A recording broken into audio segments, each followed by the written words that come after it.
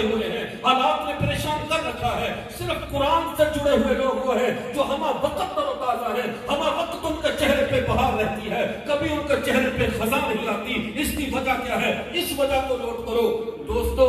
اللہ نے اپنا تعارف حضرت آدم سے عیسیٰ تک اپنے ظاہر کا تعارف کروایا ہے، اور ظاہر اور باطن کا بڑا فرق ہوتا ہے، ظاہر اور باطن کے تعارف کا بڑا فرق ہے۔ ابھی میرے شاگرد انہوں نے مفتی کا کورس ہمارے پاس ادھر کیا روانا میں، انہوں نے تعارف کروایا، میرے استاد محترم ہیں، تو آپ کے دماغوں میں ایک بات تھی، یقیناً یہ ایک مولوی صاحب ہوں گے، یہ قرآن و حدیث کی بات کریں گے، یہ اللہ اور اللہ کے رسول کی بات کریں گے، اور میرا یہ ظاہری ڈیٹا، یہ پیغمبر کی جو ہے وہ سنت، سر پہ پگڑی، چہرے پہ داڑھی، جو کہ ہمارے لیے باعث فخر ہے۔ ہم اس چیز کو بطور آر کے نہیں لیتے۔